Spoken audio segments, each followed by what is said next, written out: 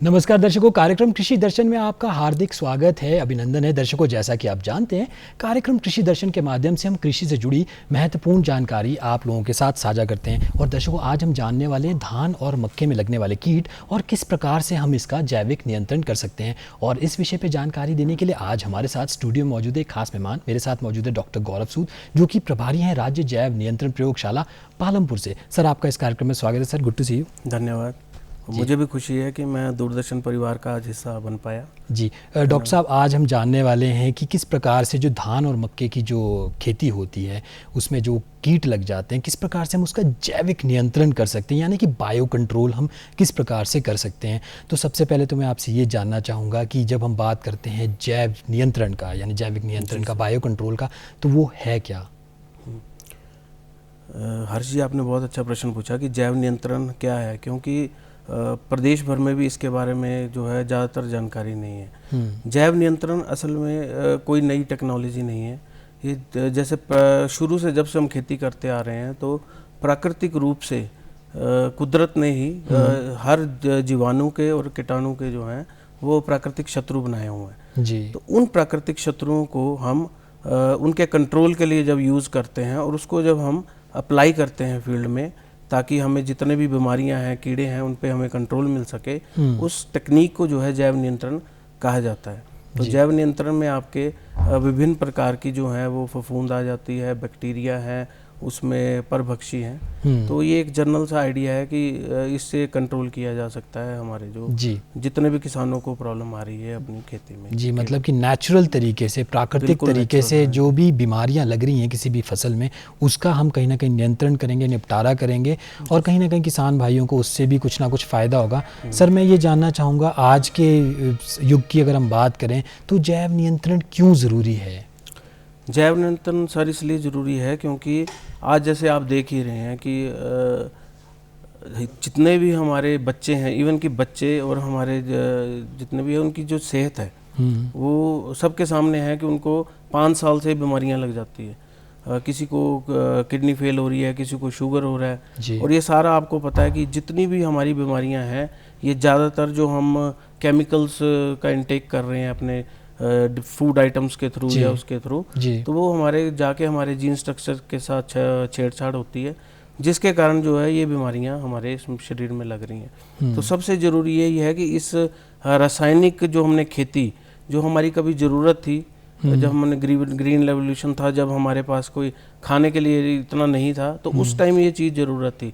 पर अब जब हम पूरी तरह अपने सक्षम हो गए हैं अपनी ज़रूरतें पूरी करने के लिए, तो हेल्थ के ऊपर द्वारा से लोग जो हैं वो कॉन्शियस हो रहे हैं। सरकार इसके ऊपर कार्य कर रही है। आपने सुना ही है प्राकृतिक खेती का पूरे अपने भारत में चला है, प्रधानमंत्री जी भी इसके ऊपर कई बार बोल रहे हैं। तो इसके लिए जो जैविक नियंत्रण है ये इसका एक विकल्प है, ताकि हम रासायनिक खेती से थोड़ा पीछे हट सकें और अपनी सेहत में सुधार कर सकें। जी सर, जैव नियंत्रण में जैसा कि आप बता ही रहे हैं कि एक नेचुरल वे है किसी भी बीमारी से लड़ने का, जो भी किसी फसल में लग रही है, तो क्या इकोनॉमिकली भी क्या ये किसानों के लिए फ़ायदेमंद है? क्योंकि जब हम रासायनिक खेती की बात करते हैं, आप कहते हैं कि कोई भी जब वो फसल होती है उसमें काफ़ी सारी स्प्रेज करनी पड़ती हैं, काफ़ी बीमारियाँ लगती हैं, काफ़ी सारी मेडिसिन वगैरह उसमें इस्तेमाल होती हैं, तो काफ़ी किसान भाइयों का खर्चा भी ज़्यादा होता है। तो क्या ये जो नेचुरल वे है जैविक नियंत्रण, कहीं ना कहीं ये किसान भाई के लिए इकोनॉमिकली भी फायदेमंद है? ये बहुत ज़्यादा इकोनॉमिकल है। शुरू के दिनों में जब आपको पता नहीं है कि कोई नया कीड़ा आ गया, नई बीमारी आ गई, तो उसके लिए जो हमने उसका प्राकृतिक शत्रु ढूंढना है उसके लिए हो सकता है आपको किसी स्टेट में ढूंढना पड़े या आपको देश से बाहर जाके ढूंढना पड़े, तब तो ये थोड़ा खर्चीला है। पर एक बार आइडेंटिफाई हो गया कि इस कीड़े का ये प्राकृतिक शत्रु है, तो फिर वो आपका काम नहीं है, वो बहुत ही सस्ता है। आपने उसे बस वो मल्टीप्लाई मतलब आप किसान भी खुद मल्टीप्लाई कर सकते हैं। उसकी टेक्निक जो है वो हमारी प्रयोगशाला उनको सिखाती है।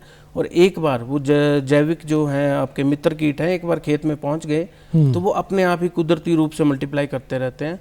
और ये बहुत ही सस्ता पड़ता है और बहुत ही आसान है इसको जो खेतों में अप्लाई करना। जी सर, जैसा कि आपने जिक्र किया कि जैव नियंत्रण काफ़ी सस्ता पड़ता है, किसान भाई अगर इसका पालन करेंगे तो कहीं ना कहीं वो काफ़ी सारी ऐसी बीमारियों से भी बच सकते हैं। और जैसा कि हम देख रहे हैं कि नई नई बीमारियां फसलों में लगती रहती है, तो सर मैं ये जानना चाहूँगा कि जैव नियंत्रण किस प्रकार से किया जाता है, कितने प्रकार का होता है जैव नियंत्रण? जैव नियंत्रण सर, इसमें पहले तो ये जानना बड़ा ज़रूरी है कि ये नए कीड़े, जैसे आपने बोला, ये क्यों आ रहे हैं। नए कीड़े आने का मेन 2 कारण हैं हमारे, कि एक तो हमारी ज़मीनें कम हो गई, और उन ज़मीनों, अब ज़मीनें कम होने के कारण हम उस ज़मीन में से, कम ज़मीनों में से ज़्यादा पैदावार ले रहे हैं, जिसके लिए हमने हाइब्रिड बीज लगाना शुरू कर दिए हैं, हमने ज़्यादा से ज़्यादा खादें डालना शुरू कर दी हैं। तो उसके कारण क्या हो रहा है कि जो ज़मीन की उर्वरक शक्ति है वो ख़त्म हो रही है, और पौधा भी जो है, जो आपको क्विंटल्स में यील्ड देता है, जब उसको ज़मीन से नहीं मिलता तो वो कमज़ोर हो जाता है, और कमज़ोर चीज़ पे आपको पता है अटैक होता है हमेशा। बिल्कुल। तो एक कारण ये है कि इसका जो है आपका नए नए कीड़ों का अटैक आ रहा है। दूसरा जो सबसे इम्पोर्टेंट इसके कारण है वो ये है कि आपने देखा होगा कि जब हम छोटे थे, बचपन में हमारा एक तोता पास फेल होते थे, तोता हम हाथ से उड़ाते थे, तो वो क्या थे, वो सारे, एक वो हेलीकॉप्टर होता था, है ना जी, तो वो सारे हमारे पहले से यहाँ पे प्राकृतिक शत्रु इन कीड़ों, और आजकल वो देखने को नहीं मिल रहे हैं देखने को। कारण ये है कि हमने ये जो हमारे मित्र जीव होते हैं, ये इन नाशजीवी कीड़ों को खाने के लिए, जो हमें नुकसान पहुंचाते हैं हमारी फसलों को, ये फसल की ऊपरली सतह पे रहते हैं, और हम वहाँ पे स्प्रे कर देते हैं। तो जब ये वहाँ पे स्प्रे करते हैं तो ये इनका भी नाश हो जाता है, ये भी ख़त्म हो जाते हैं। तो जब ये ख़त्म होते हैं तो जिनको ये कंट्रोल कर रहे थे वो एक बड़े पेस्ट के रूप में उभर के आते हैं। तो ये 2 कारण होते हैं, इसीलिए अब आप देख रहे हैं मक्की के ऊपर फॉल आर्मीवॉर्म है, धान के ऊपर अब नए वायरस का अटैक आ गया। तो नई नई चीज़ें हमें आने वाले टाइम में भी, अगर हमने सब कुछ मैनेज नहीं किया, तो हमें ये सुनने को मिलेंगी, और इसका विकल्प जो है हमें आज नहीं तो कल जैविक नियंत्रण पे आना ही पड़ेगा। जी सर, जैसा कि अब आप जानते ही हैं कि अब मक्की की फसल भी लगभग कई जगहों पे तैयार हो चुकी है, कई जगहों पे शायद वो कट भी गई है। तो धान और मक्की में हम जैविक नियंत्रण किस प्रकार से कर सकते हैं? धान और मक्की में जैसे अभी है, अभी तो धान की भी कटाई बाकी है, मक्की कई एरियो में जो है वो गर्म एरियो में वो उसकी हार्वेस्टिंग हो गई है।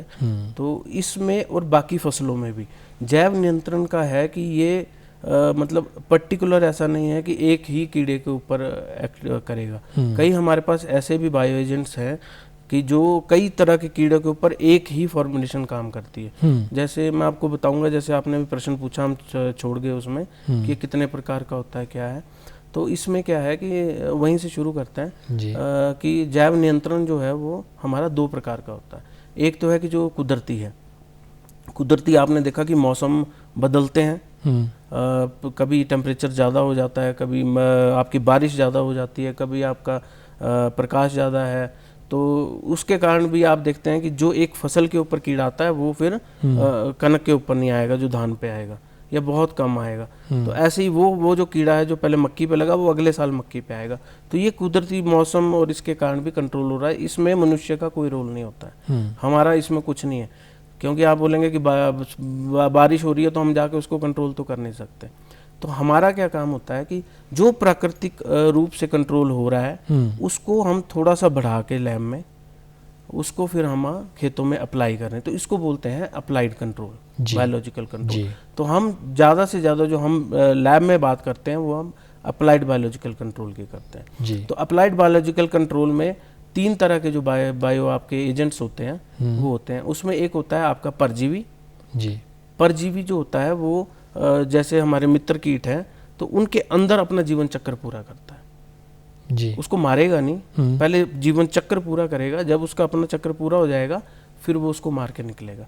तो इसको हम बोलेंगे परजीवी। ये इसके अंडे में भी रह सकता है, उसकी विभिन्न अवस्थाओं में, जिसको हम लार्वल, प्यूपल या अडल्ट स्टेज बोलते हैं, तो उसमें रह के डिफरेंट तरह के इसको परजीवी होते हैं।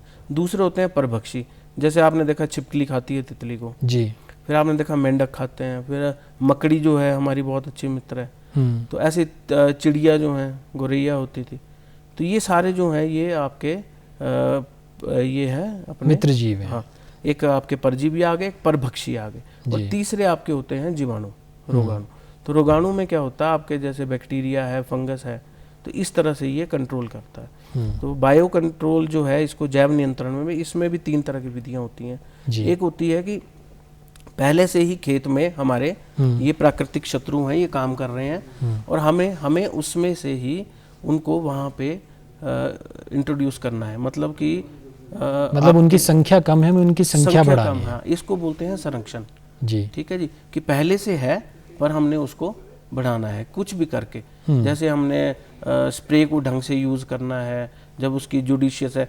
अगर आपके पूरे खेतों में, मतलब आपके खेतों में अटैक आ गया है, तो आपने ऐसे नहीं कि अंधाधुंध सारे खेतों में स्प्रे कर देनी, आपने लोकलाइज्ड एरिया जहाँ पे आपको लग रहा है कि यहाँ पे ज़्यादा अटैक है वहीं स्प्रे करना है, ताकि बाकी जगह जो हमारे मित्र कीट हैं वो बच के रह सकें। ठीक है जी। दूसरा होता है कि एक जगह पे जहाँ पे आपके ये मित्र कीट अटैक आ गया पर वहाँ मित्र कीट नहीं है, तो हम दूसरे एरिया से ला के वहाँ पे उसको छोड़ेंगे, तो इसको बोलते हैं हम इंट्रोडक्शन जी। ठीक है जी। एक होता है ऑगमेंटेशन। ऑगमेंटेशन का होता है बढ़ोतरी, उस पे हमारी प्रयोगशाला यहाँ पे काम कर रही है, जो हिमाचल प्रदेश में पालमपुर में स्थित है, हिमाचल प्रदेश की एक है। तो इसको हम यहाँ फील्ड से कलेक्ट करते हैं मित्र कीटों को, उसको प्रयोगशाला में बढ़ाते हैं और उसको फिर से हम खेतों में छोड़ते हैं। ये हमारा जैव नियंत्रण, जो अप्लाइड हमारा जैव नियंत्रण है, इसको हम इस तरह से करते हैं अपने खेत। जी सर, जैसा कि आपने कहा कि मित्र जीव को इंट्रोड्यूस करके बिल्कुल प्राकृतिक तरीके से हम जो बीमारियां हैं उनको कंट्रोल में लाते हैं, उनको ख़त्म करते हैं, तो मैं आपसे ये जानना चाहूँगा, क्या जब किसान भाई को ये लगता है कि उनके जो फसल है उस पर बीमारी का प्रकोप होने वाला है, तभी वो इन चीज़ों को अप्लाई करें, या फिर जब वो फसल को बो रहे हैं शुरुआत से ही इन सब चीज़ों का उनको ध्यान रखना पड़ेगा? नहीं, इसके लिए ऐसा है कि ज़्यादातर आपने भी सुना होगा कि जो बायो कंट्रोल है, जो प्राकृतिक कंट्रोल है, लोगों के बीच में भ्रांतियां हैं कि ये पूरी तरह कंट्रोल नहीं करता है, इसका रिजल्ट स्लो है। पर बायो कंट्रोल जो मैं आपको बताना चाहूँगा कि बायो कंट्रोल आपको शुरू से अगर आप इसको अप्लाई करते हैं तो ये देता ही है बहुत अच्छा कंट्रोल। पर इन केस आपके खेत में भी अगर अटैक आ गया हो, सपोज करो आपके खेत में एफिड का अटैक, तेले का, चेपे का, या हम बोलते हैं सुंडी का अटैक आ गया, तो ऐसे भी बायो कंट्रोल एजेंट्स हैं कि जिनकी आप स्प्रे करेंगे या आप उनको गोबर में मिला देंगे, तो वो 3 से 4 दिन के अंदर उसको सारी जो जितने भी हमारे दुश्मन कीट हैं उनको ख़त्म कर देते हैं जी। तो इमीडिएट रिजल्ट्स आते हैं।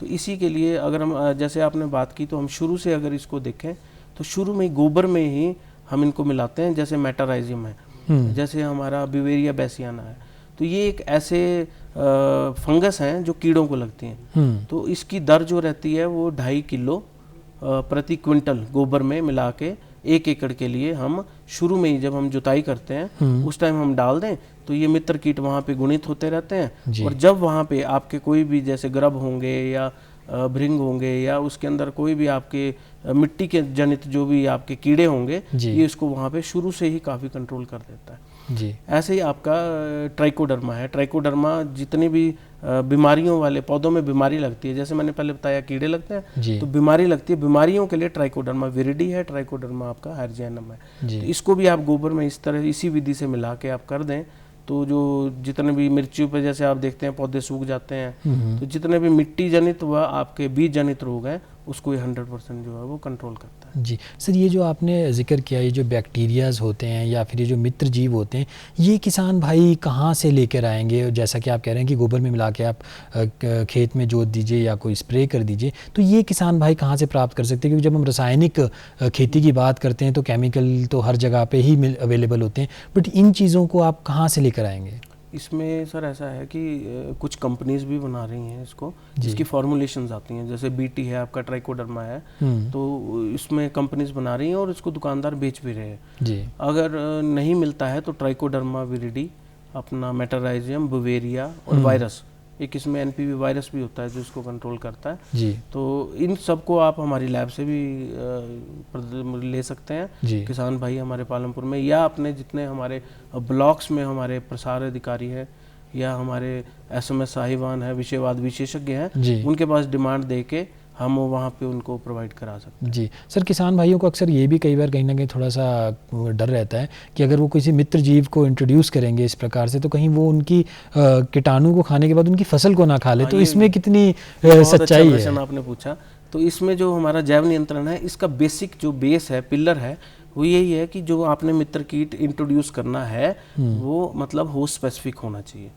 उसमें इतनी केयर रखी जाती है कि जो पर्टिकुलर होस्ट स्पेसिफिक होगा उसी को ही इंट्रोड्यूस किया जाएगा, उसको ही आपका ये जो है बायो कंट्रोल एजेंट, या इसको हम नाशजीवी कारक भी बोलते हैं, तो ये उसको ही कहा जाएगा और उसी को हम बहुत सावधानी से लेते हुए उसको इंट्रोड्यूस करते हैं। और इसका हमारे ऊपर, हमारे अन्य पशुओं के ऊपर और हमारे वातावरण के ऊपर किसी भी तरह का कोई भी इफेक्ट नहीं, बल्कि ये हमारे वातावरण को और मतलब सुदृढ़ करते हैं और बढ़िया। जी डॉक्टर साहब, जो किसान भाई अभी हमें देख रहे हैं, अगर आप उनको थोड़ा सा समझाएं कि ये जो जैविक खेती है या फिर ये जो जैव नियंत्रण है, ये रासायनिक खेती से किस प्रकार से अलग है?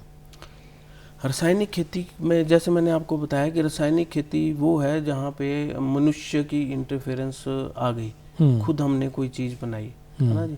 तो ये आ गई आपकी रासायनिक। अब इसको आप चाहे उर्वरकों के रूप में ले लो, आपने खाद डाली या आपने रासायनिक स्प्रे बनाए, कीटनाशक बनाए, तो ये मनुष्य के द्वारा अलग अलग जैसे फैक्ट्रीज में या उसमें तैयार किए गए हैं। तो इसमें क्या प्रॉब्लम रहती है कि अपना जब आप एक बार करते हैं, इसकी स्प्रे करते हैं, तो इसकी रिकमेंडेड डोजेज होती हैं, इसकी मात्रा होती है, इसका विधि होती है, इसका सही समय होता है।